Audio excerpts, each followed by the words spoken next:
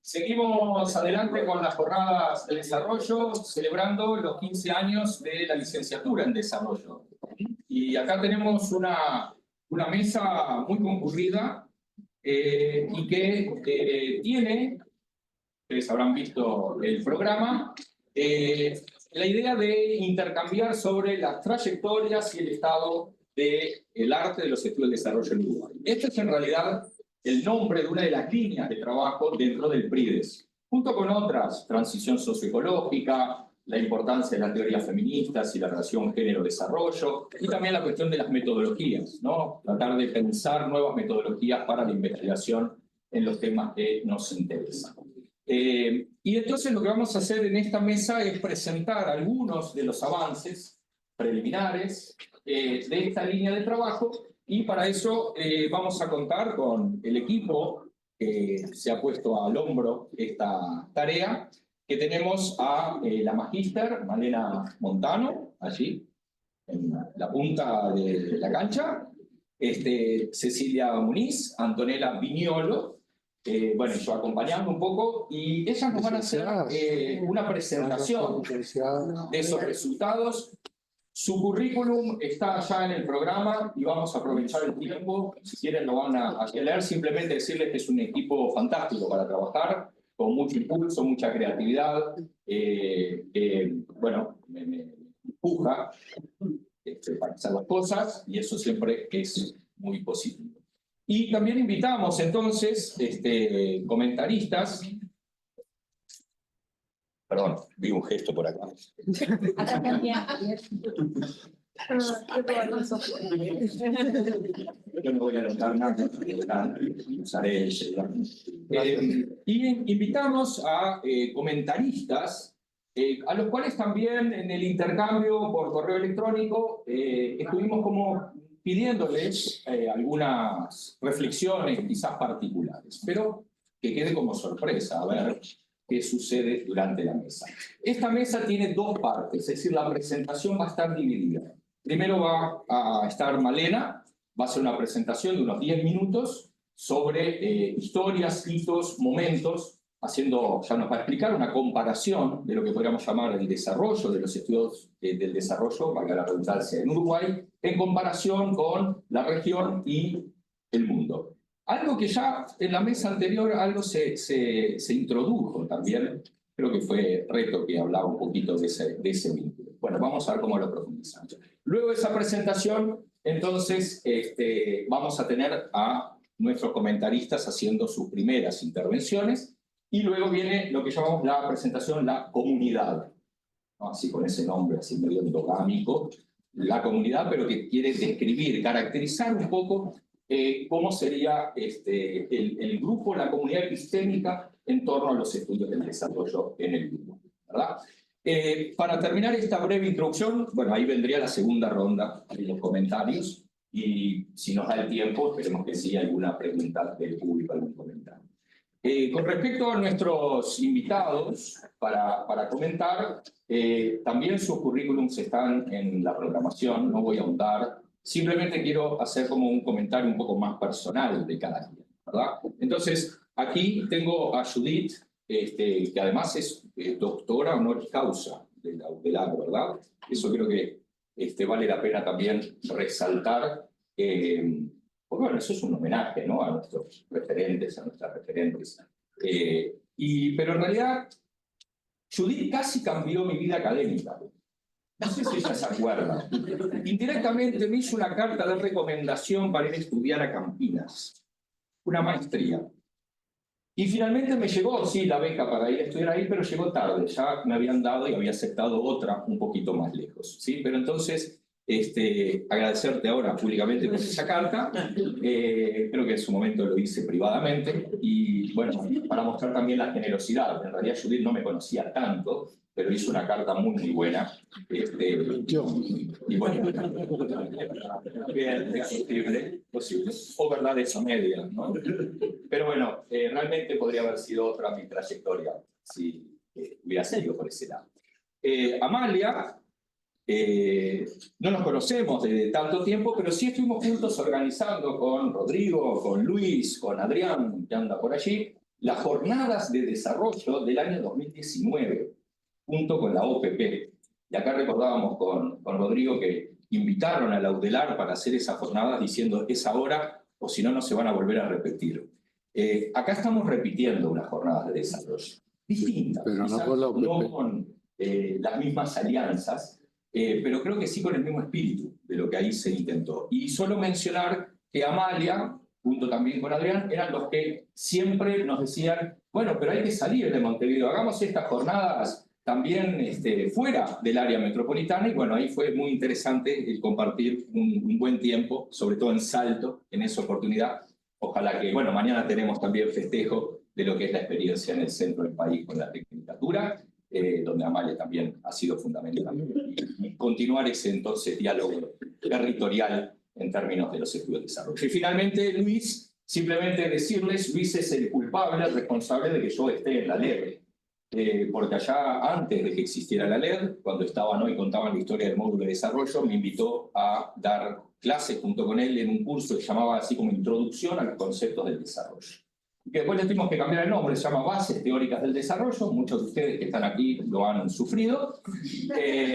Pero bueno, en ese momento le cambiamos el nombre porque para que fuera una optativa para otros servicios no podía tener el nombre de Introducción, porque se suponía que ya iban a venir estudiantes un poco más avanzados y entonces introducción no era aceptado en algunos servicios como una materia optativa. ¿Sí? Así que bueno, gracias Luis por haberme invitado. Espero, no sé si te arrepentiste o no.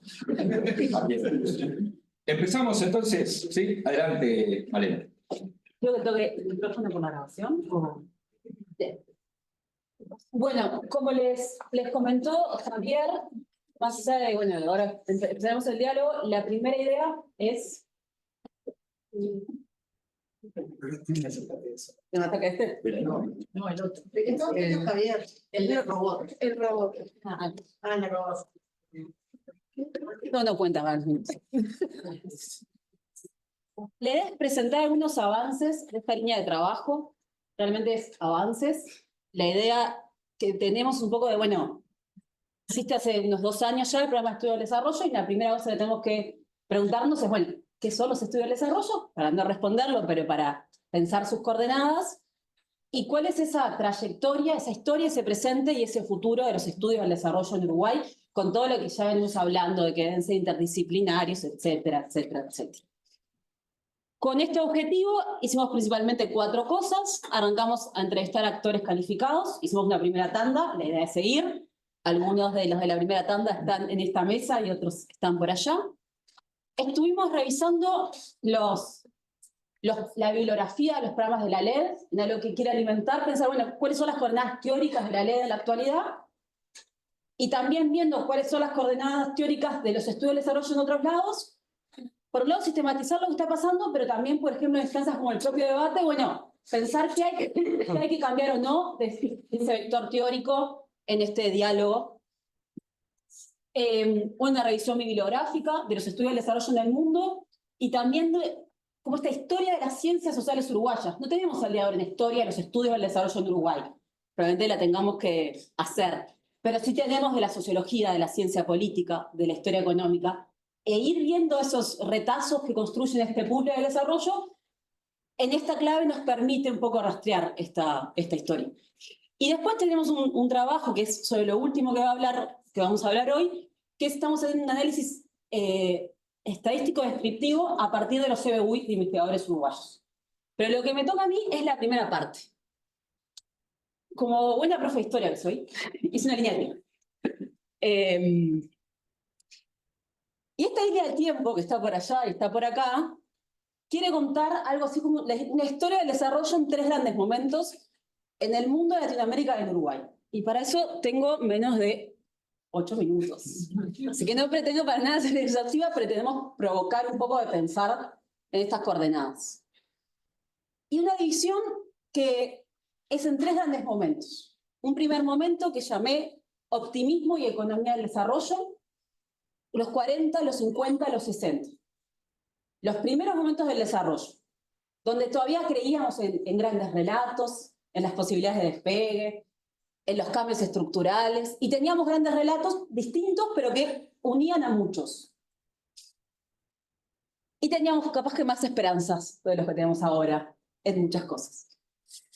Y ahí una historia que por lo menos creo que la mayoría de nosotros tenemos así de bases teóricas o de otros lados medio memorizada. Que los pioneros, que los puntos de Truman, que Hirschman, que Rostow en el mundo. Y en América Latina una figura gravitante, Raúl Prebisch y su CEPAL. Y cuando digo gravitante, digo en América Latina y digo en Uruguay. Y cuando vos te vas a qué estaba pasando en Uruguay en términos intelectuales, en las coordenadas del desarrollo, los 40, los 50 y los 60, algo importante de mencionar es que es un Uruguay donde las disciplinas estaban un poco consolidadas, la economía un poco más que el resto, la sociología un poco, la historia un poco, la ciencia política casi nada, algo de la antropología. Era un mundo donde había unas cátedras en estos temas, donde había grandes ensayistas que pensaban en estos temas. Una clave, no, capaz que hoy no llamaríamos académica, pero una clave fundamental. Y donde, especialmente en el lugar donde había más desarrollo, que era en economía, estas ideas tuvieron una gran influencia. Hay una anécdota que no es un mito, Rodrigo, está comprobada, ¿no? Que es que Faroca en ese momento era una figura gravitacional en la docencia en el Instituto de Economía, en las cátedras de economía, interrumpe los cursos que está dando en Uruguay cuando llega el primer gran manifiesto de Prebisch. Y dice, todo lo que estoy dando ya está, no sirve. Hay que ponerse a leer a Prebisch. Y se dedican ese año a leer a Prebisch. Ese es el influjo que tienen las ideas cepalinas en Uruguay en esos primeros años. Que cuando se habla de desarrollo, en esa época todo el mundo era en clave cepalina. A favor o en contra, pero en clave cepalina.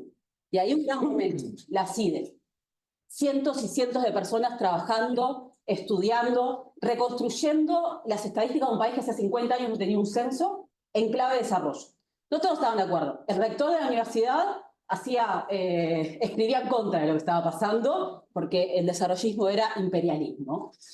Pero pensando en esa clave, y en esa clave se construyeron mucho de lo que fue la construcción de las ciencias sociales. El padre de la sociología, Aldo Solari, trabaja en la CIDE y empieza a escribir muchos de sus escritos más importantes. Lo mismo mucho de los economistas, incluso en diálogo con los historiadores. Entonces, gran parte de ese momento fundacional de las ciencias sociales, en los 60 es en clave de la CIDE y en clave de desarrollo.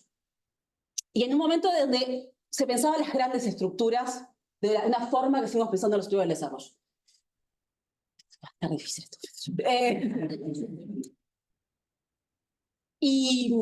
Especialmente la generación de economistas de esa época escribe libros como El proceso económico del Uruguay, en un momento donde además muchos de ese primer momento desarrollistas, sí, etcétera, empiezan algunos a irse hacia el dependentismo, otros a irse hacia el liberalismo, otros se mantienen esa idea, y ese proceso. Y el pensamiento de desarrollo no solo hay autores como Terra, hablando de mística, desarrollo y revolución, y una idea entre religión y desarrollo que aparece bastante en esa época y que es interesante. Pero ese momento de optimismo en Uruguay y en el mundo entra en crisis. En Uruguay, autoritarismo, dictadura, interrupción clave del proceso, pero en el mundo también, ya en el 72 tenemos los límites del desarrollo, los primeros cuestionamientos ambientales. En América Latina, el dependentismo cuestionando mucho el optimismo y los propios, ¿no? El propio Hirschman haciendo su autocrítica. O sea, esos relatos empiezan de alguna manera a ser cuestionados desde muchos lados, y en el caso de Uruguay, es el momento traumático del autoritarismo y la dictadura y la interrupción de muchos de estos procesos. Que eso hay que decir que no se siga pensando en desarrollo. Muchos de los que se van al exilio, Real de Azúa, Jerónimo de Sierra, tienen artículos sobre el desarrollo en la década del 70, por ejemplo, que siguen siendo interesantes de leer. Pero en ese momento, en el nivel del mundo de crisis, de ese primer momento del desarrollo, también, frente a unos grandes relatos que parecen un poco caerse, empieza a aparecer cada vez más el desarrollo vinculado a cosas más chicas. El Banco Mundial empieza a hablar de necesidades básicas insatisfechas. En Uruguay nos volvemos de la dictadura y los primeros libros más importantes, por ejemplo, sobre desarrollo local. Por supuesto, todas miradas muy válidas, pero eso de, frente a esto tan grande, que tanto nos complicó, empezamos cada vez más a ir hacia cosas como, bueno, necesidades básicas insatisfechas, vayamos a los territorios, a lo local. Y el pensamiento de la CEPAL, que se reforma, por acá ya tenemos a Feinsilver, etc. En Uruguay vuelve la democracia, el proceso de reconstrucción de la UDELAR y la consolidación académica. Y la consolidación académica es la consolidación disciplinar. Y de una forma de hacer ciencia muy distinta a la de los 60. Probablemente metodológica metodológicamente mucho más sólida, pero también mucho más profesional y específica, y así nos fuimos fragmentando. Capaz que la inevitable es bueno, porque también todos estos grandes mundos, todas estas metodologías tenían todos sus temas. Pero en esas fragmentaciones también nos vamos yendo a distintos lados, que eso entiendo que es parte de lo que los que quisieron hacer la licenciatura en desarrollo quisieron ver cómo podíamos, por lo menos, poner en diálogo. En el mundo, todo lo que es el auge de el desarrollo humano, el desarrollo sustentable, y ahí podría hablar muchas cosas, pero no tengo el tiempo, lo podemos hablar en otro momento. Empiezan los cuestionamientos cada vez más profundos al desarrollo un tanto discurso, los pensamientos postestructuralistas que cuestionan el desarrollo en sí mismo, el posdesarrollo, etc. La cuestión ambiental cada vez más fuerte, para mencionar solo a uno de los nuestros uruguayos, tenemos ahí, por ejemplo, los límites del desarrollo sostenible de Foladori. Y en esto de que ya no tenemos estos grandes mundos y nos fuimos yendo cada uno por lo suyo y fragmentando, la pregunta, bueno, entonces, ¿qué son los estudios del desarrollo? Y hay algunos temas que quedaron como vinculados. De los que tenemos ahí nuestros uruguayos, ciencia y tecnología en clave de desarrollo, algunas discusiones sobre el estado del mercado en clave de desarrollo, la discusión sobre sustentabilidad, por ahí está Udinas. Pero eso, en un mundo donde ya no tenemos esas mismas miradas y quedan 10 segundos, así que lo seguimos discutiendo después. Pero un poco la idea de eso, de poder hablar de estos, por lo menos, 3 grandes momentos.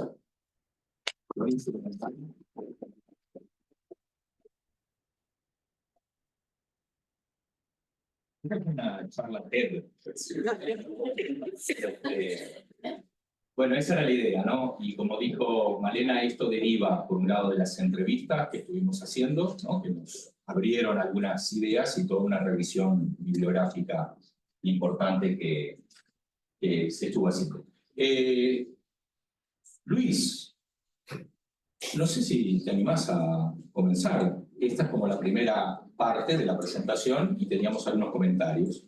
Y sobre todo esta última idea de la fragmentación, ¿no? Esa podría ser parte de lo que estamos provocando, ¿no? En el tema de cuál es el estado del arte, pero sobre todo esa relación también entre lo que sucede en el país con los otros contextos.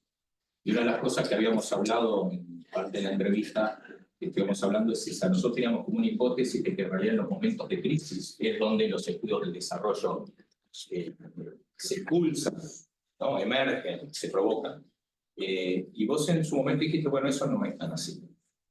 Entonces capaz que puede ser un regreso a esa pregunta. Qué difícil esto, ¿no?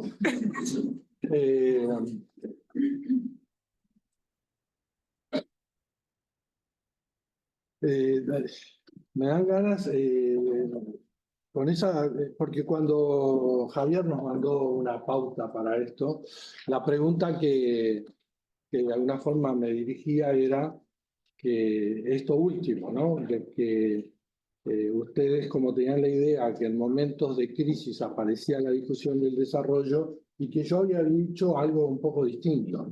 Entonces tenía ganas de polemizar conmigo mismo, ¿no? Porque se ve que, bueno, es una afirmación que se ve que yo hice, pero tampoco la tengo tan clara. Es decir, no me animaría a establecer una relación muy fuerte entre ambas cosas, porque me parece que la discusión del desarrollo tiene tendencias mucho más de larga duración, mucho más fuertes, y que, bueno, a veces se puede, es cierto, en algunas coyunturas críticas, revivir esa discusión. Entonces yo me acuerdo cuando me preguntaban, yo decía, bueno, el desarrollo, el marxismo es pura discusión del desarrollo. Si me pongo a pensar en la historia del Uruguay, el vallismo tenía una mirada del desarrollo que lo asociaba a un estado de bienestar, en su momento a la industrialización, a un modelo agrario más de tipo agrícola que ganadero. Todo eso implicaba, y la visión del Estado, de las empresas públicas, era toda una concepción que yo diría, no sé si reúne los estándares actuales de lo que es una teoría del desarrollo, pero era una visión de desarrollo de largo plazo que había, así como había otras más de tipo liberal. Ahora, creo que es cierto que tenemos que esperar a la posguerra a que aparezca, que es lo que habitualmente dicen, estaba por un lado la teoría liberal, por otro lado el keynesianismo. Decía, vale, el keynesianismo es una solución heterodoxa para los países desarrollados que tienen estructuras de mercado consolidadas y ta. Pero ¿qué pasa en el resto del mundo, donde no hay estructuras de mercado, donde no hay todavía una modernización? ¿Y ahí qué? Y ahí aparece el concepto de la teoría del desarrollo. Era una tercera visión para economías y sociedades que tenían otro tipo de características estructurales y que por lo tanto la noción del desarrollo dejaba de ser una noción de economía-crecimiento para ser un enfoque más holístico, digamos, más interdisciplinario, donde la ciencia política, la sociología, la demografía, junto con la economía, se trenzaban y tendían a hacer aportes importantes. Pero esta es una historia, es el punto 1, creo yo, de bases teóricas del desarrollo, no estoy diciendo nada nuevo. Y ahí un poco la novedad es la versión latinoamericana. Pero a mí siempre me sorprendió ver esa comunidad epistémica que había en ese momento, de ver cuántos nexos teóricos había entre las teorías de Prebisch, las teorías de Kaldor, la teoría de William Arthur Lewis, es decir, un montón de tipos que si bien tenían perfiles ideológicos y perspectivas un poco distintas, hablaban de las mismas cosas. Realmente dialogaban y se citaban entre ellos, el propio Kuznets, es decir, esos tipos que todos creo que admiramos, pero que realmente tenían entre ellos un diálogo bastante fecundo. Y Prebisch era un sui generis en ese sentido. Entonces, si volvemos a la pregunta, ¿crisis o no? Crisis y teoría del desarrollo en América Latina. En el medio de la crisis no teníamos teoría del desarrollo ninguna, eso nos pasamos diciendo. En el medio, en los años 30, en la crisis, salimos con lo que había, con pragmatismo, había que reducir el déficit externo, había que tratar de movilizar los recursos que habían, pero teoría no había ninguna. Y si había teorías, habían teorías lejos de los conceptos desarrollistas. La teoría desarrollista latinoamericana aparece en la posguerra, se consolida, y en la posguerra podemos decir que América Latina estaba en crisis. Yo creo que no, nos pasamos diciendo que era la edad del oro, de alguna forma, de la industrialización, del crecimiento, es decir, hablamos del periodo justamente entre los años 40 y los años 80, con matices según regiones y según países. Estamos hablando yo diría hasta hoy, salvo el ciclo reciente, del periodo de mayor expansión económica de América Latina. Y ahí se fortaleció la teoría del desarrollo. Prebisch, ¿no? Y la CIDE y todas las CIDES que hubo en todos los países de América Latina. Luego sí vino la teoría de la dependencia y la crítica, pero la teoría de dependencia nos estaba diciendo que el crecimiento periférico era imposible en el momento del mayor crecimiento. Y nos estaba diciendo que el mundo capitalista era imposible en el momento de la edad de oro del desarrollo del capitalismo. Entonces, había un desajuste un poco ideológico, ¿no? Y cada uno en su momento por sus cosas, todavía había un campo socialista, Cuba estaba como un ejemplo, y eran estímulos a pensar una cosa alternativa, pero no necesariamente porque estuviéramos en medio de una crisis del capitalismo radical, ni porque el crecimiento periférico no fuera posible. Porque ahí fue que empezó la crisis de los mundos, ¿no? Estamos el primero, el segundo, el tercer mundo, pero después apareció el cuarto mundo, el quinto, y creo que cuando llegamos al séptimo dejamos de contar los mundos y entramos a tratar de usar otro tipo de marcos conceptuales. Entonces, tratando de reconstruir lo que yo eventualmente les pude haber dicho en su momento, creo que pude haber pensado un poco en estos términos. Después ya sabemos lo que vino, no sé, de tiempo, ¿no? 2 minutos. 3 minutos. Después, ya sabemos un poco lo que vino, ¿no? Vino un cambio de paradigma pesado, se terminó lo que ahora Piketty dice que fue una coyuntura histórica acotada del capitalismo de mucho crecimiento con reducción de la desigualdad, se agotó el modelo de los estados de bienestar, de la edad de oro, las grandes transformaciones, la globalización, el thatcherismo, el reaganismo, el monetarismo, toda esta historia que cambió radicalmente el campo de análisis económico.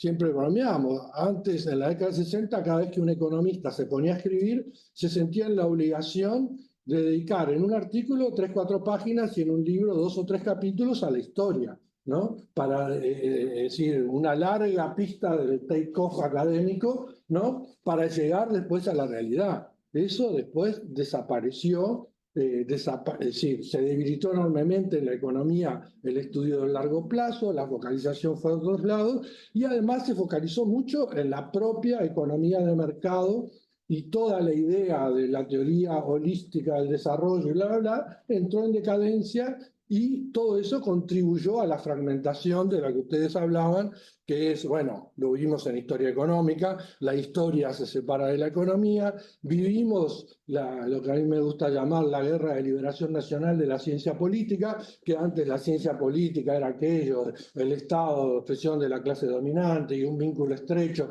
con los fenómenos económicos, las estructuras sociales, y después los cientistas políticos entraron en la guerra de liberación nacional, es decir, el Estado es una cosa en sí misma, hay que estudiarla en sí misma, autonomía, sistema electoral, el sistema de partidos y bla, bla, y nos desconectamos lo más posible de la sociología y de la economía hasta que hicieron el nuevo pacto con la ciencia política más en tono de rational choice. Obviamente estoy diciendo cosas burdas, disparatadas por razones de tiempo. Entonces, y bueno, pero claro, yo creo que la teoría del desarrollo resurge por varios motivos. Porque las teorías de crecimiento dejaron una secuela social muy importante, porque hubo crecimiento con desigualdad, y eso había que encararlo, hay que agradecerle mucho a Amartya Sen y a toda esa barra de haber puesto el tema arriba de la mesa con aquello de decir, las crisis y las hambres no son por falta de recursos, es porque son temas institucionales. Es porque está mal armada la sociedad, porque los recursos están, el asunto es que no llegan a donde tienen que llegar. Y ahí viene todo el neoinstitucionalismo en economía y viene toda la discusión ambiental, que yo creo que nos devuelven, por suerte, a los intereses por el desarrollo. Pero sí, crisis ambiental, discusión, crisis social, discusión, pero tampoco yo diría que se da en un contexto de una catástrofe mundial, no es el contexto de la crisis de los años 30, tampoco es por la crisis financiera del 2008. Me parece que son fenómenos un poco más estructurales, más grandes, los que explican el resurgimiento del interés por el desarrollo, más allá de nuestra anécdota particular de cómo nosotros, a partir del 2005, por la crisis, el cambio político, pusimos en marcha la red de temática de estudio y desarrollo, la LED, pero sería demasiado tomar nuestra experiencia personal para dibujar una historia universal del pensamiento del desarrollo. Bien, gracias por esta primera intervención.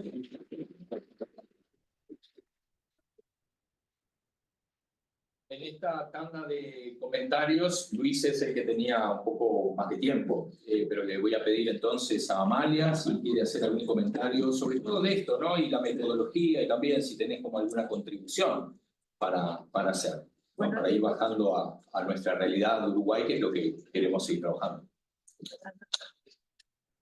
A ver si No sé si tengo una contribución exactamente. Primero de todo, muchísimas gracias, Javier, por la invitación. Que no sé efectivamente si voy a tener una contribución, pero al menos un comentario.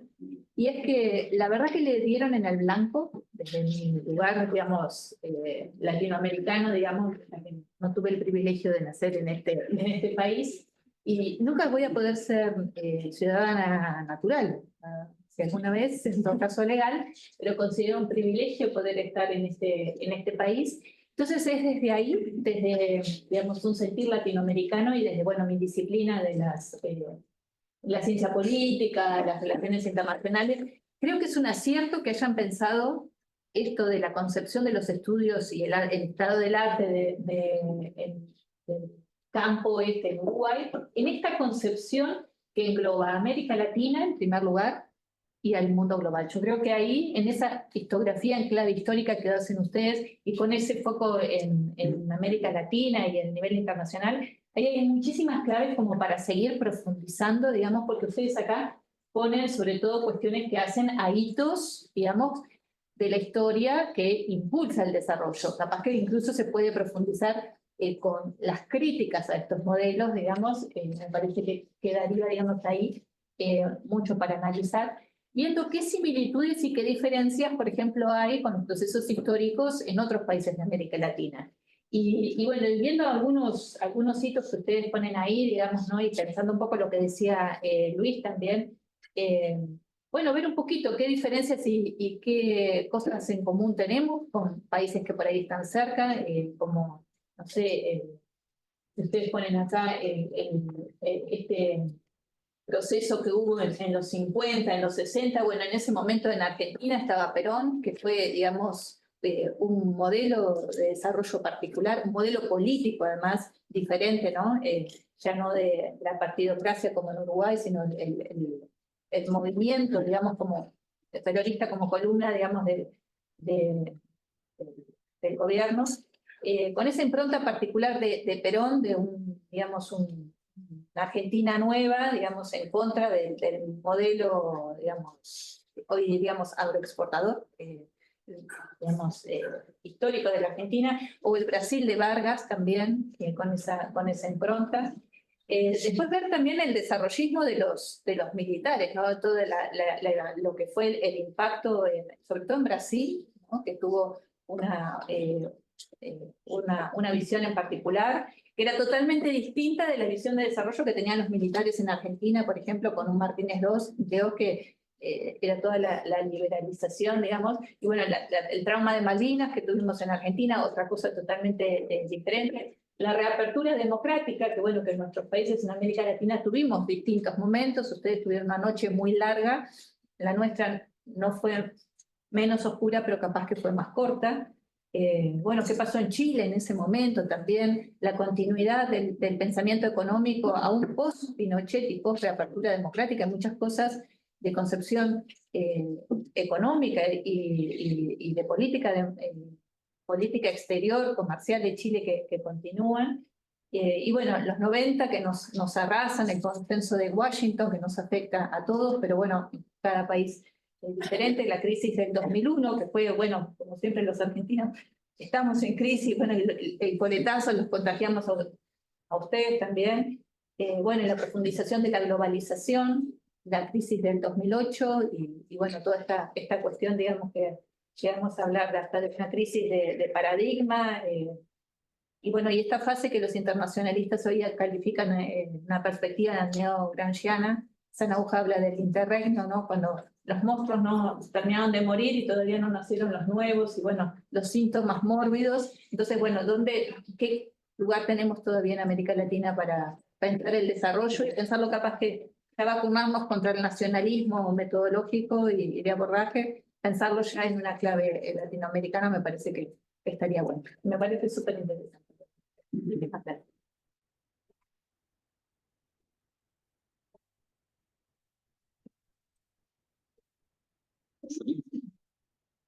Así te más porque seguro que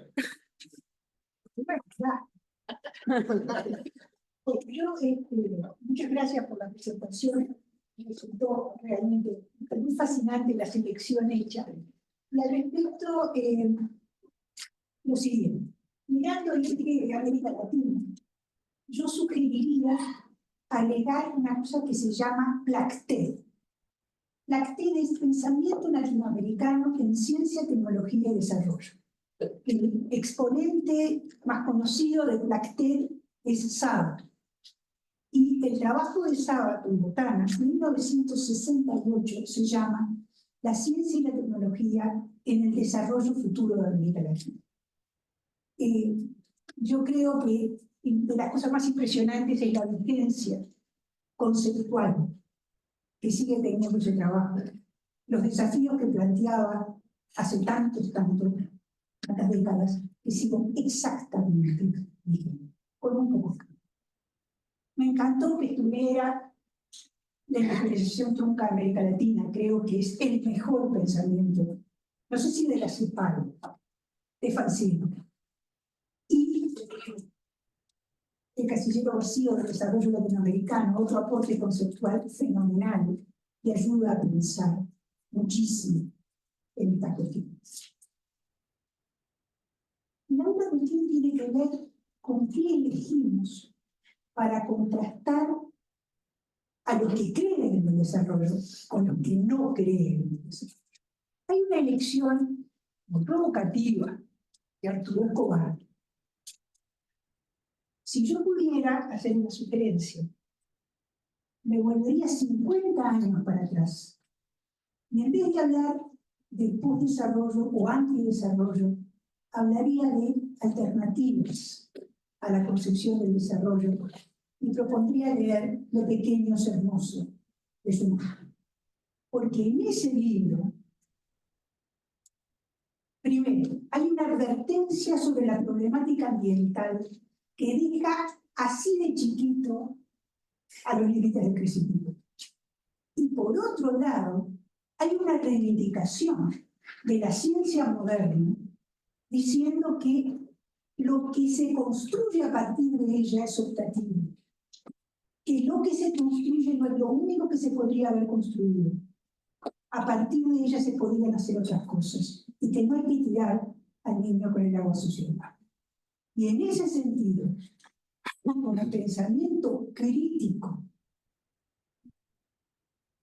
en serio, yo diría que es, en mi opinión, mucho más útil para contrastar las visiones hype, de las cuales estamos hasta acá, y que en parte esta licenciatura tanto se ocupa de cuestiones.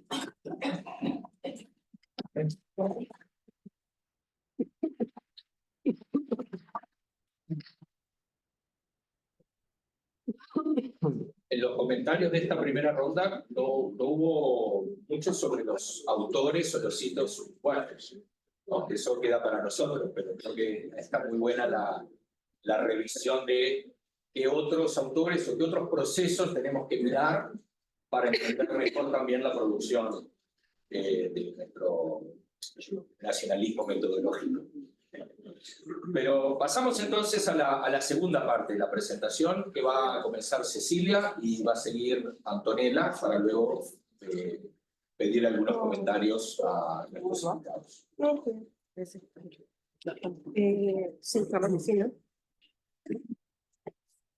Bueno, así como en esto que explicaba Malena, que hicimos distintas entrevistas, revisión bibliográfica, nos enfocamos por un lado más en todo lo que acabamos de ver con la línea del tiempo, los distintos hitos, etapas, y después esto que mencionaba Javier de la comunidad, que es un poco de quiénes estudian el desarrollo en el país, dónde se estudia, qué centros aparecen. Entonces acá lo que podemos ver en realidad fue una de las preguntas que les hicimos a nuestros y nuestras entrevistadas, que fue quiénes consideran son referentes principales en el estudio de desarrollo en Uruguay. Y no voy a... Me doy cuenta que los nombres que parecen más grandes están sentados en nuestra mesa. Es un poco incómodo, así que lo voy a decir para como salir de ese momento. Lo que podemos saber acá son las personas que fueron nombradas en nuestras entrevistas, dependiendo como el tamaño que vemos ahí es cuántas personas y cuánta mención tuvo. Y ahí en grande y naranja están las personas más nombradas, que entre ellas están Luis y Judith, que entonces les agradecemos mucho a los principales referentes del estudio de desarrollo estar en nuestra mesa, formar parte de lo que es los estudios de desarrollo, hacer la licenciatura, todo. Después tenemos las personas que fueron mencionadas, pero capaz que en menor medida, y más chiquito las que fueron mencionadas en primera vez. Sí tenemos una tendencia más hacia lo económico, también tenemos el sesgo de a qué personas entrevistamos, y en esto que mencionaba Malena, de que hicimos una primera tanda de entrevistas, que nos faltan más personas por entrevistar todavía, entonces capaz que habría que ver sumando más entrevistas si siguen siendo estas mismas personas las que sobresalen más o si se van sumando más disciplinas.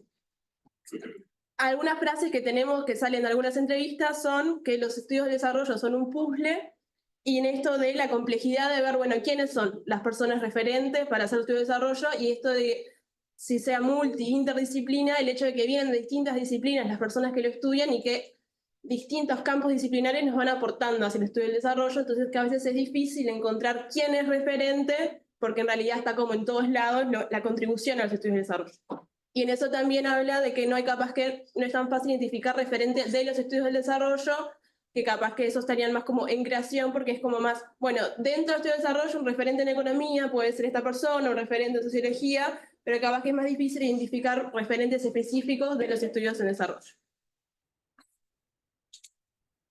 Después nos fuimos más allá de las personas a dónde se hace investigación o intervención en desarrollo.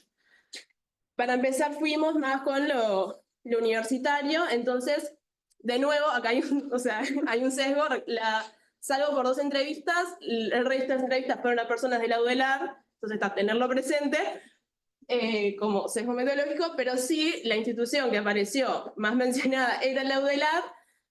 Las otras universidades fue CLAE y en menor medida la UCO particularmente con el Instituto de Desarrollo Local que tiene. Dentro de la Universidad de la República aparece la Facultad de Economía, la Facultad de Ciencias Económicas y Administración, no como facultad general, sino específico el Instituto de Economía. Y luego, dentro de nuestra facultad, aparece el programa de Historia Económica con mucha relevancia, la unidad multidisciplinaria, después sí empieza a aparecer la licenciatura en Desarrollo, y también ahí aparece Ciencia Política. Después tenemos como en distintas facultades, capaz que algunos centros o unidades, como en la FADU aparece el Instituto de Estudios Territoriales Urbanos, en Facultad de Ciencias, la Unidad de Ciencia y Desarrollo, como en distintas facultades, unidades o institutos específicos. Y lo que sí, que hoy también se mencionaba de la interdisciplina que pueden tener los CENURES o no, aparecen, pero sí nos dimos cuenta que aparecen nombrados como los centros universitarios que no están en Montevideo, aparecieron nombrados por personas que trabajan o han trabajado en ellos. Las personas que han trabajado más que nada en Montevideo no nombraron tanto centros que no estuvieran en Montevideo. Luego fuimos por, ¿qué centros privados, donde en el Estado se estudia o se interviene en desarrollo, y qué pasa con las entidades internacionales? Dentro de los centros privados, acá los pusimos todos para que pudieran ver, los que más aparecen son el CIMBE y el CIEDUR, y también se nombraba mucho en esto que traía Malena, de, qué pasa en dictadura, cómo los centros privados son los que traen y continúan con los estudios en desarrollo. Como internacionales, los que aparecen más mencionados dentro de la ONU es la CEPAL, y como en general es la FES. Y luego en el Estado aparece la OPP, pero la OPP como una mención hacia el pasado, no tanto actualmente, y también aparece esta discusión de qué pasa cuando en el Estado se produce conocimiento del desarrollo si no se mantiene, como qué pasa si se genera conocimiento ahí, pero después no se traduce a una política, como la posibilidad de que eso pueda quedar estancado, que capaz que no pasaría, ¿no? Como una cosa es que conocimiento sobre el desarrollo se genera una facultad que después vos lo podés seguir usando, qué pasa cuando quedan en manos del Estado, qué tanto acceso no se puede tener a ese conocimiento. Luego, para esto también es preliminar y nos falta seguir trabajando en esto, pero quisimos ver no solo cuáles son estos centros, sino cómo se relacionan.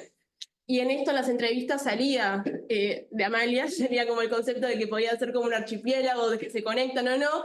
Entonces quisimos empezar a ver cómo se conectan los distintos centros que estudian desarrollo. Elegimos el caso del CIEDUR por ser uno de los 2 que fue más mencionado, también por la disponibilidad que tiene el CIEDUR en su página web, de ver con quiénes se relacionan. Y entonces, en realidad, la historia que tiene publicada CIEDUR fue que recogimos hicimos esto es internacionalmente, hicimos otro que no pusimos solo para mostrar, con qué organizaciones nacionales fueron que ayudaron a que se fundara. Entonces podemos ver, como hay una naranjita, cuáles fueron todas las entidades internacionales que lograron hacer, que el propio CIEDUR menciona como posibles para que se creara CIEDUR. Y luego tenemos actualmente CIEDUR, que divide su trabajo en líneas de desarrollo de ambiente, desarrollo y género, desarrollo de trabajo, cuáles son los distintos organismos que están en una u otra línea.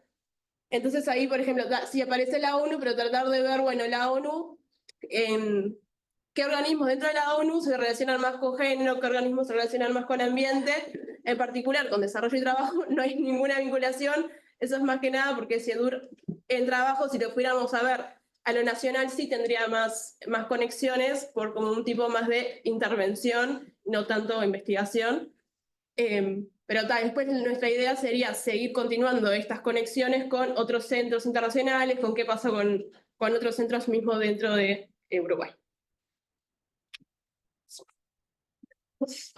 Luego, otra de nuestras preguntas era de si nos podían mencionar 5 obras principales y más influyentes sobre su trayectoria académica profesional.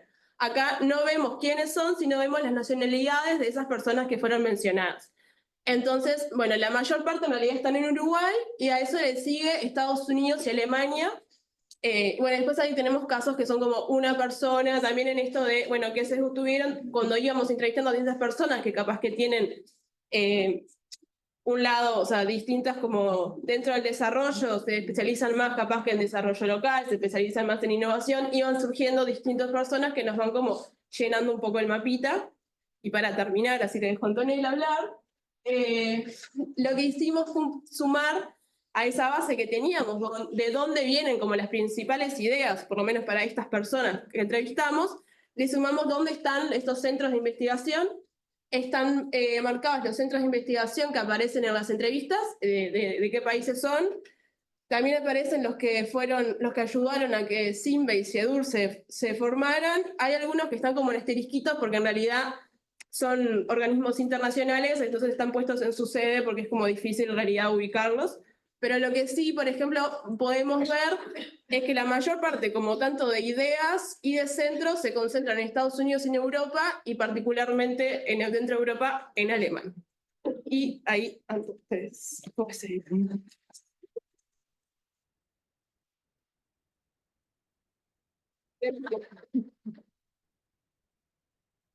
Hola, ¿Cuántas entrevistas fueron? son pocas. Son pocas. Los conozco a todos. Seguramente. Sí, los conoces. Hola, buenas noches también. Sí, amigos y amigas. De la casa. Bien, yo les voy a contar un poquito sobre algunos resultados preliminares que hemos obtenido a partir de los análisis de datos extraídos del web service de CBUI, de la ANI. Para quienes conocen, CBUI es la plataforma donde los profesionales pueden subir sus currículos vitales e ir actualizándolos. Lo que hicimos fue buscar a aquellos usuarios o profesionales que estén vinculados a un área de actuación, al menos una vinculada al desarrollo. Lo que decidimos en primera instancia es buscar solamente los usuarios dentro de las áreas de ciencias sociales y humanidades para recortar el universo. En segundo lugar, descargamos aquellos currículums que estén irrestrictos, que estén configurados para poder acceder a los datos. Y en tercer lugar, filtramos a aquellos investigadores que tengan dentro de las áreas de actuación al menos una especialidad vinculada al desarrollo. Bien, ese es un campo abierto donde las personas pueden escribir libremente en qué áreas están trabajando. Hay que decir que esto tiene algunos sesgos. El primero es que hay un sesgo grande hacia investigadores de la UDELAR.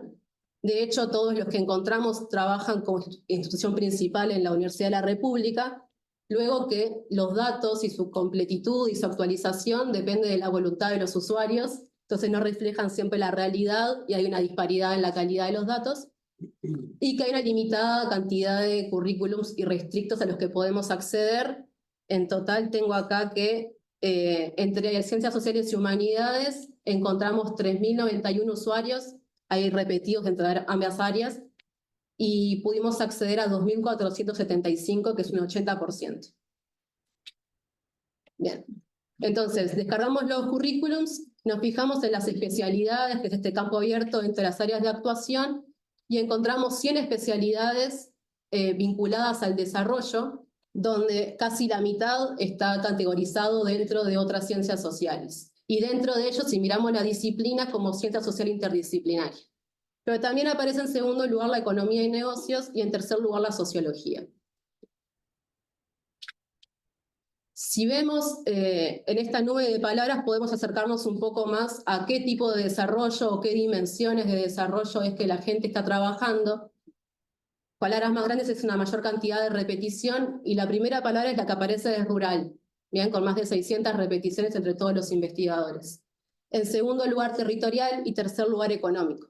Pero también aparece con más de 300 repeticiones palabras como estudios, economía, regional, política, local. También hay otras palabras que pueden ver como sustentable, innovación, extensión, sociología y demás.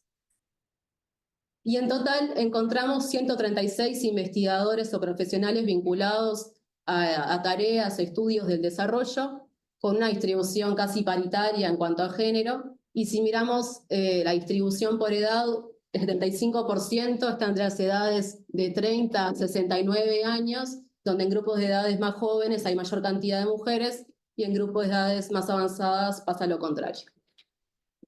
Si nos preguntamos dónde es que están, desde dónde se está estudiando el desarrollo, en esta variable utilicé en primer lugar el departamento de residencia y después, si no lo tenía nulo, la actuación profesional. No nos sorprende encontrar que la mayoría está en Montevideo, ¿no? 102 personas en Montevideo, con presencia también en Canelones y otros departamentos del sureste, Maldonado y Rocha, pero también hay en el norte. Tenemos a Salto con 11 personas, Tacuarembó con 6 personas, y hay al menos una persona, ¿no?, en Cerro Largo, Rivera, Paysandú y Colonia. Y si nos preguntamos en qué instituciones de la UDELAR es que se está estudiando estos temas de desarrollo, es esta facultad la que tiene la mayor cantidad, y le sigue la Facultad de Ciencias Económicas y Administración, que un poco refleja lo que dijeron los entrevistados.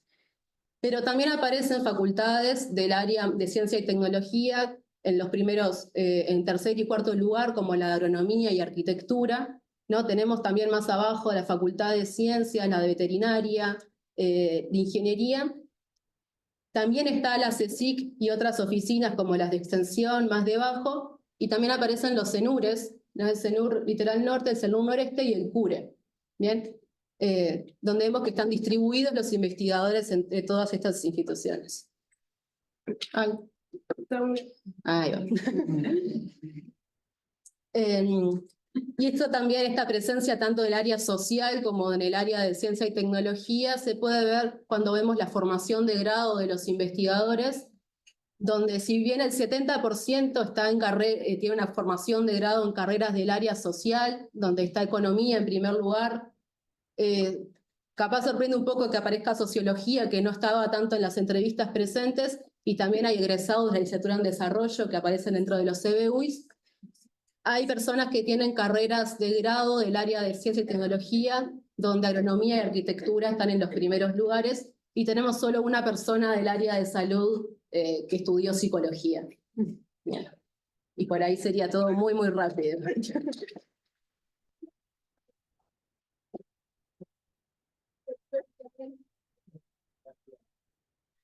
Bueno, como ven, es un trabajo en progreso, ¿no? Entonces esperamos también ahora algunos comentarios con respecto a estas primeras figuras, a ver si nos pueden ayudar a ver cómo mejoramos esto. Entonces, Judith, si te parece, en sus mensajes, en intercambio, apareció la palabra entropía. A ver si llegamos a eso.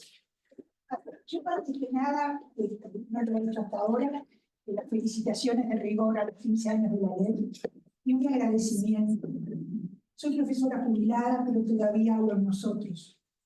Y para nosotros, la unidad académica de la CSIC, la ley nos dejó enseñar. Somos docentes centrales. Si ustedes hacen cosas que no saben lo que son, imagínense nosotros, que hacemos ciencia, tecnología y sociedad y gestión académica. Para nosotros la ley fue y sigue siendo la única puerta que tenemos para enseñar y para aprender enseñando, así que a la leer. Muchas gracias.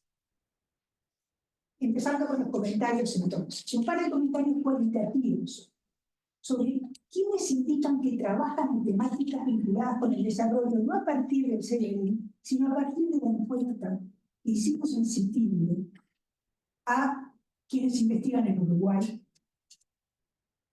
a partir de un universo de 3.000 y pico de investigadores respondido por 1.300, el orden del 32% de respuestas, con una cantidad muy grande de respuestas cualitativas a las cuales justamente me voy a referir.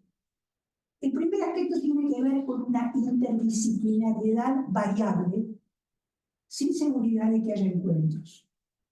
Por ejemplo, desarrollo económico. Los investigadores y las investigadoras que dicen que trabajan en desarrollo económico provienen de ciencias sociales, economía, historia económica, economía internacional y sociología. Los que trabajan en desarrollo territorial, regional o local incluyen, además de economía y sociología, ingeniería mecánica. ¿Por qué? Desarrollo de potencial hidroeléctrico a pequeña escala. Y para que no haya ninguna duda sobre que el involucramiento con el desarrollo local de quien hace esa investigación, vale la pena citar la autodescripción de para qué puede servir la propia investigación. Porque la cosa es así. ¿Usted qué hace? ¿Para qué cree usted que puede servir lo que hace? Y después, ¿qué necesitaría usted para que se use esto? 3 bloques de Entonces, esta persona contesta así. Impulso las capacidades nacionales de fabricación de pequeñas turbinas hidráulicas, desarrollo del potencial hidroeléctrico en pequeña escala en Uruguay, aportando a la matriz energética, generación distribuida, desarrollo local a partir de una fuente de energía limpia y renovable. ¿Trabaja en desarrollo esta persona? Transiciones a la sustentabilidad, transiciones agroecológicas, incluyen ciencia de la tierra, el medio ambiente, antropología, con énfasis CTS, antropología ambiental, trabajo social, CTS, historia económica. Desarrollo humano, incluye ciencia de la salud ambiental, CTS, estudios interdisciplinarios del desarrollo, psicología, antropología, ciencia política y historia económica. Y acá viene la ultra interdisciplinar. Desarrollo sustentable y sostenible. Ingeniería ambiental hidráulica, limnología, historia económica, geografía ambiental, ciencias de la tierra asociadas al medio ambiente, ciencias sociales, CTS, ciencia política, sociología, antropología, economía, paleoecología, biotecnología industrial, bioprocesos, bioeconomía, economía del turismo, ciencia biológica, biodiversidad y agroeconomía. ¿Eso es una persona? La Leonardo da Vinci. Estas interdisciplinariedades simples muestran un gran potencial de interacción. Conocer más fuera de la caja de las áreas propias, social, humanística, de la salud, tecnológica, ciencias básicas. Saber quién hace qué para poder salir de la caja es un primer paso. Hay un lindo trabajo para hacer con ustedes, los del CRIDES, y nosotros en CITINDE ofrecemos la encuesta para trabajar, que creo que nos va a servir. Segunda cuestión en este punto. ¿Para qué creen que sirve lo que investigan los que investigan el desarrollo en alguna de sus partes? La más mencionada de las posibles aplicaciones, sigo hablando de la encuesta, tiene que ver con las contribuciones a la política pública. Políticas públicas integradas, productivas, sociales, tecnológicas de investigación, políticas fiscales, políticas sectoriales, por ejemplo, diseños de política energética o hídrica, sobre todo para tomar en cuenta sus aspectos sociales y distributivos, políticas de ciencia, tecnología e innovación, y aportes para mejorar el diálogo entre sectores académicos y no académicos. Es decir, los que trabajan en desarrollo, cuando se les pregunte ¿para qué sirve lo que estás investigando?, te contestan: para colaborar a la política pública en una cantidad significativa. Otras vertientes de aplicación tienen que ver con estrategias de desarrollo, en algunos casos con orientación prospectiva, insistiendo en el mediano y en el largo plazo, en otros con orientación normativa, desarrollo humano sustentable, o de orientación productiva, intensificación ecológica de la agricultura, diseño de sistemas resilientes, o aún estrategias para la acción colectiva.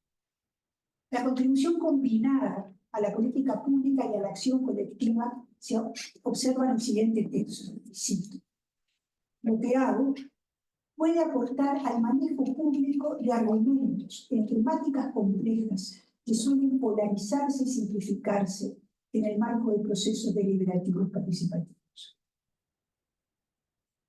También está que les indica que su trabajo en temáticas de desarrollo sirve directamente al fortalecimiento de la agencia de actores políticos. Hay más preguntas y respuestas asociadas con esto. Es apenas una muy breve síntesis y todavía falta preguntarse ¿y qué necesita usted para poder hacer esto mejor? Con lo cual podríamos cerrar el círculo bien bonito, pero trabajo por hacer. Lo último que quiero comentar, y esto ya es una cuestión mucho más personal, tiene que ver con este problema y énfasis centrales en estudios del desarrollo. Y no pretendo profundizar en el tema, pero propongo una diferenciación analítica entre este problema y los estudios del desarrollo, por ejemplo, el económico, el social, el ambiental, el de la inserción internacional, el científico, tecnológico y de innovación, y énfasis central. Estos últimos constituyen perspectivas, preocupaciones, si se quiere hasta obsesiones de naturaleza totalmente transversal, que quien se ubica en estudios del desarrollo o en estudios interdisciplinarios del desarrollo, tiene que procurar incorporar a lo que hace, muy particularmente si trabaja en el sur y desde el sur. Para mí, esos énfasis centrales son tres, los tres casualmente empezando con A. Ninguna referencia a la Argentina. Agencia, aprendizaje, alternativa. Sin agencia no hay desarrollo. Cómo la construyen los diversos actores, cómo se puede contribuir desde lo público a que la agencia emerja y también a que se mantenga. Sin aprendizaje solo hay mimetismo, no hay desarrollo. ¿Cómo aprenden los diversos actores? ¿Cómo se habilita desde lo público a que los aprendizajes se produzcan? ¿Cómo se evita que los aprendizajes se trunquen? Sin aprendizajes hay otra A que está ausente, autonomía. Quizás no mucha, quizás no toda la deseada, pero sí la posible, que en cierto grado siempre existe. Y por último, y quizás lo más difícil, ¿cómo se buscan? Porque hay certeza de encontrarlas, alternativas, caminos torcidos, nichos, donde explorar lo que nadie hizo antes, pero que podría ser hecho, y de lograrlo se podría avanzar hacia facetas del desarrollo. Sin la construcción de alternativas no hay desarrollo. No es posible construir alternativas sin darle un valor propio por sí mismo a los aprendizajes, y no hay aprendizaje sin agencia. En medio de tantas incertidumbres, estas tres A, estos énfasis centrales, creo que pueden ayudar a ordenar la cabeza, y no menos importante, a encontrar espacios comunes a las múltiples disciplinas y los diversos ejes problemas, donde encontrarnos todos y quizá entender un poco mejor de qué va la cosa con el desarrollo, y a partir de allí propender a un accionar más eficiente. La ley hace 15 años empezó una búsqueda, una aventura. La aventura sigue al presente, la aventura va a seguir al futuro. Nadie nos va a asegurar mayores certezas. La entropía va a hacer las cosas cada vez más difíciles. Nadie nos va a asegurar una trayectoria sin frustraciones. Pero hay una cosa de la que podemos estar seguros: no nos vamos a aburrir.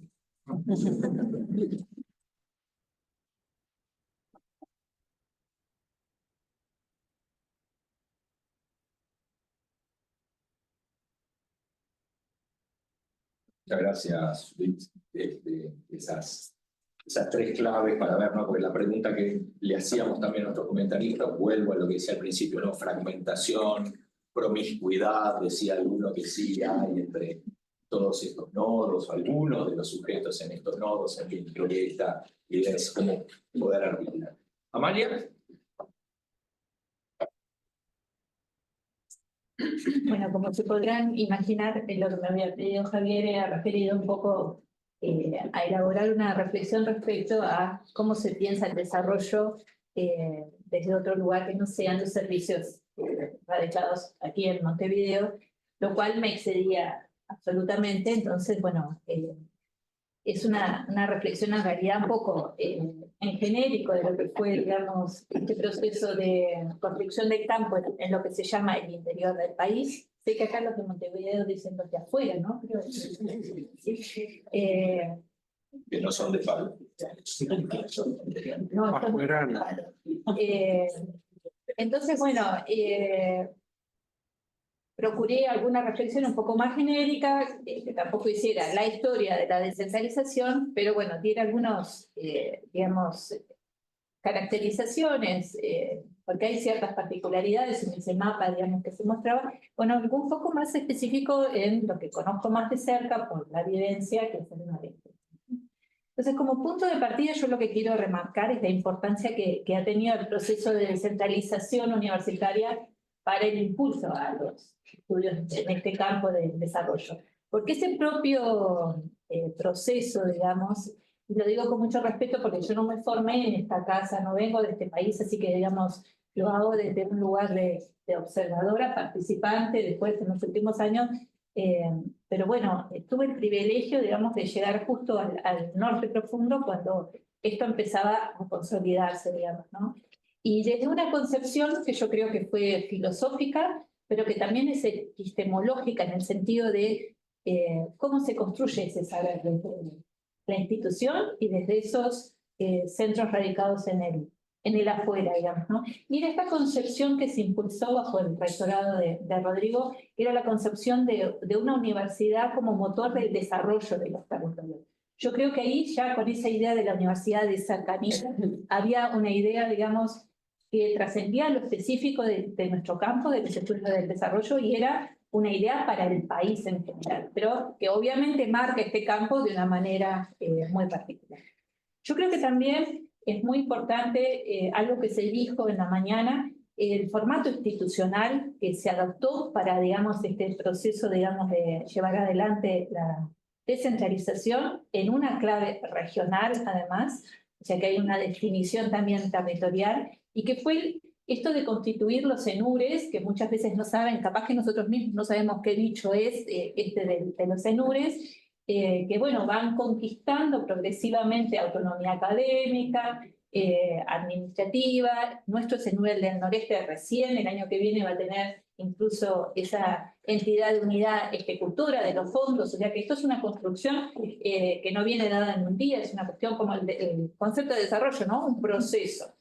Y ahí, en esa construcción institucional, creo que tuvo importancia absolutamente definitoria el establecimiento de algunos ejes prioritarios dependiendo de qué CENUR estuviéramos hablando, digamos, ¿no? Porque había algunos ejes específicos que tenían que ver con las particularidades de los territorios y que fueron definidas en diálogos con los actores. O sea, no éramos solo los académicos, yo no formé parte de ese proceso, pero no era solo la comunidad académica, sino que eran actores sociales, actores del mundo de los trabajadores, actores productivos, productores rurales, etcétera, los que definían qué eje iba para cada CENUR, así como también había algunos ejes que eran universales para todos los centros, que eran salud, cultura, educación, etcétera.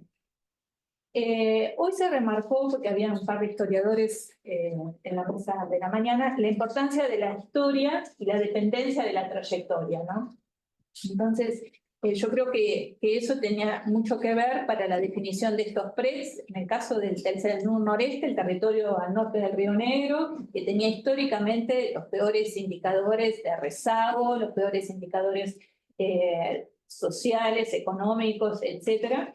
Y bueno, la gente que me antecedió en esa aventura, gente como por ejemplo mi colega y amigo Gustavo Ferreira, que capaz que muchos de ustedes no lo conocen, pero fue el director de la regional Iña de Tacuarembó, o Daniel Tay, que aparecía también en las menciones de los especialistas del desarrollo, un artífice del desarrollo territorial, desde lo que era la regional CLAE Tacuarembó, hablaban de, bueno, de la crisis del 2000, del 2001, con esa cosa de la aftosa, que para ese territorio fue terrible, la crisis del endeudamiento, y que eso era como un valle de lágrimas total, y que, bueno, había una persona que se iluminó en la intendencia y creó un espacio de reflexión para salir de ese valle de lágrimas, digamos, ¿no? Eso se conjuga, esas dinámicas territoriales, con esfuerzos que desde la UDELAR se hicieron, esfuerzos de planificación, porque esto no fue una cuestión espontánea. Hubo un PLEDUR en el 2000, hubo un PLEDUR en el 2005, y bueno, la concreción, digamos, de la definición de los PREDs que otro les decía, para llegar a la creación de estas innovaciones institucionales, que eran los CENURES, que tienen esa característica interdisciplinaria, que, bueno, nos pone un poco a resguardo de esa especificidad disciplinar que ustedes sufren acá aparentemente tanto en Montevideo.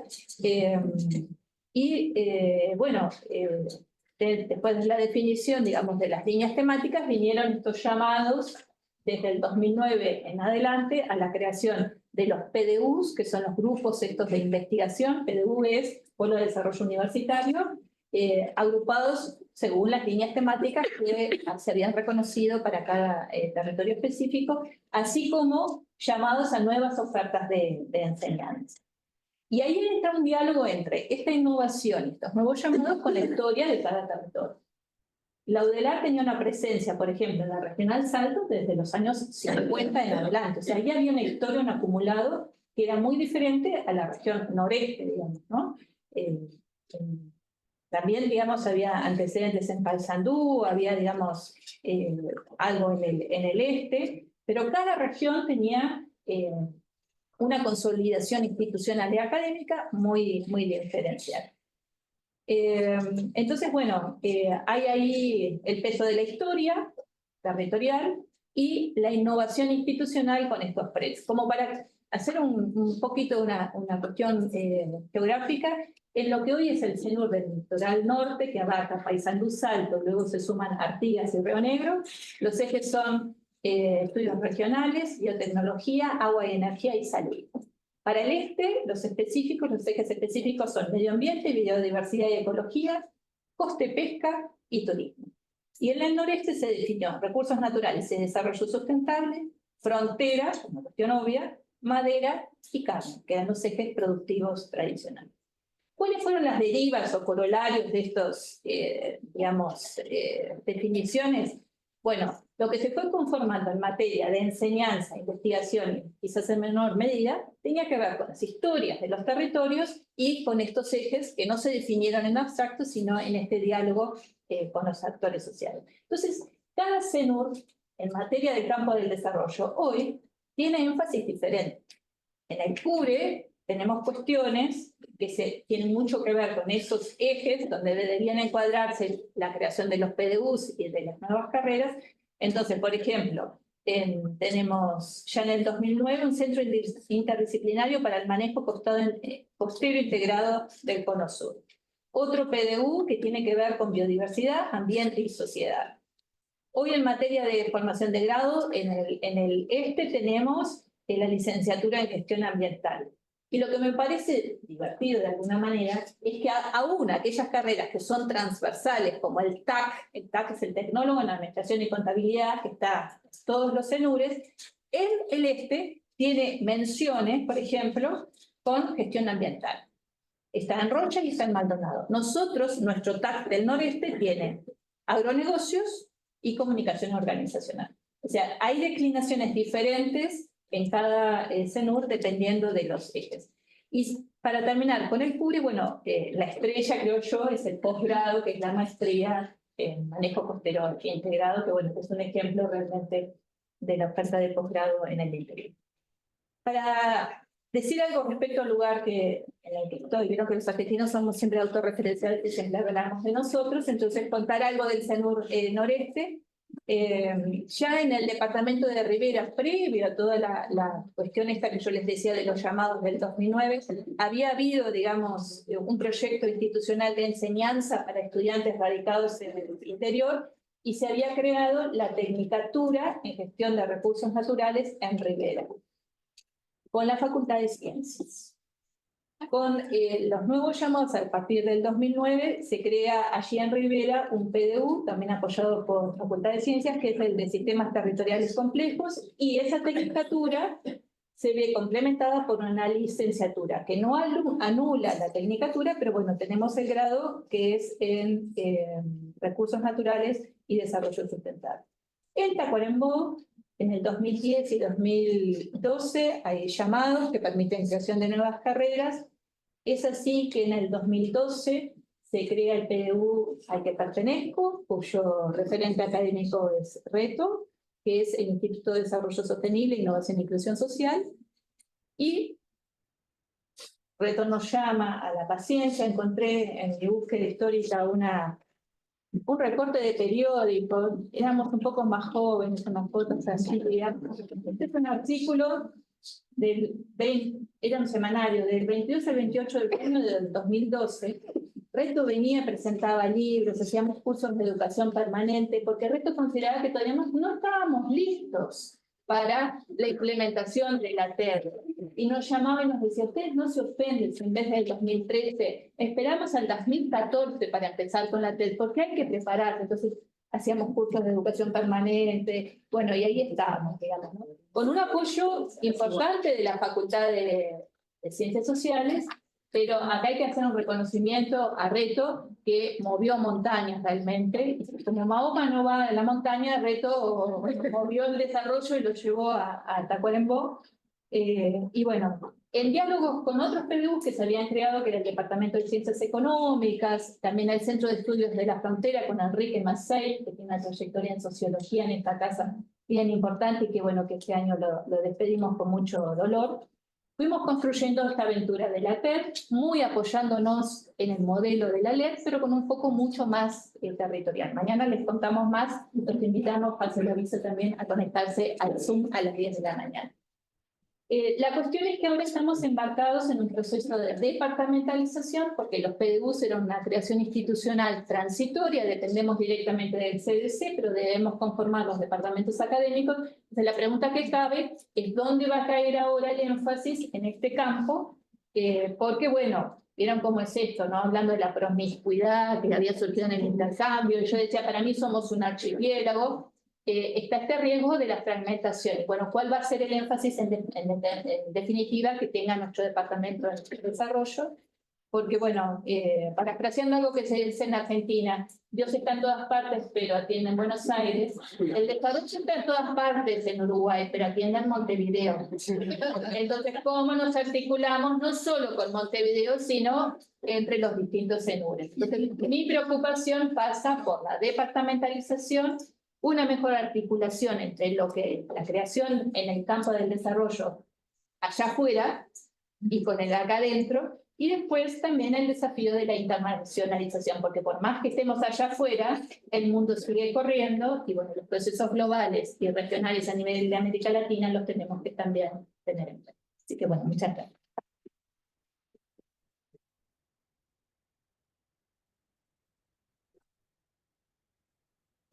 Le dejamos los últimos minutos a Luis. Yo voy a ser muy breve por tres motivos. Primero, porque en este bloque me habían asignado muy poco tiempo. Segundo, porque es tarde. Y tercero, porque me tengo que ir a buscar a mi nieto al jardín. Así que es la estricta verdad. Yo solamente quiero hacer un énfasis que surgió de esta discusión. Todos nos quejamos de la falta de interdisciplinaridad, de la fragmentación y todo eso. Yo lo que quería hacer era mirar la parte del vaso que está llena. Y yo, ya que hablaste de Reto, déjame hablar de Reto. Al que tenemos que hacer en su momento algún monumento. Pero es un ejemplo de Reto. Está en un montón de redes con el tema de energía que trabaja con gente de muy diferente formación profesional. Y yo creo que felizmente el Reto no es un caso aislado. Podríamos hablar del propio Javier, que con los temas del agua habla con un montón de gente. Y yo creo que si nos ponemos a mirar, casi todos están haciendo algo que, en líneas que trascienden las fronteras disciplinarias. Es capaz que es el efecto LED, es capaz que es porque somos un núcleo que hemos estado enfatizando eso y estas realidades las vemos más de cerca. Yo lo único que quería hacer es señalar que puede ser que estemos mal, es seguro que nuestra meta, nuestra agenda tiene que ser muchísimo más ambiciosa en este campo, pero no pensemos que estamos igual que hace 20 años. Yo creo que se han hecho muchos avances conceptuales de construcción de redes, de intercambio, la universidad, la CECIC, los programas de vinculación con las empresas públicas. En un montón de casos, yo creo que hemos hecho importantes avances en el trabajo interdisciplinario y no nos quedemos con la idea de que todo esto es un desastre. Era el único énfasis que yo quería hacer.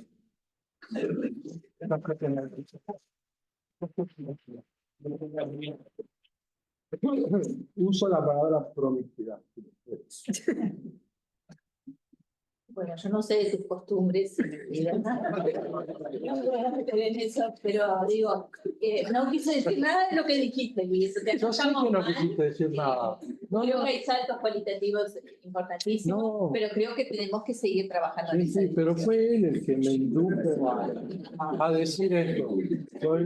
Él me dijo, no, vos estás poniendo un énfasis distinto, y bueno, me dijo que ponga el énfasis distinto. Muy bien, estamos cerrando la mesa, no nos podemos atrasar mucho, además va a llegar Luis tarde, algo que después va a ser no sé, mucha terapia, muchas cosas. Solo voy a cerrar con primero agradecer de nuevo al equipo de PRIDES por la presentación, el trabajo que estaban llevando adelante, que estamos llevando adelante, y que bueno, nos llevamos bastantes insumos para poder mejorarlo.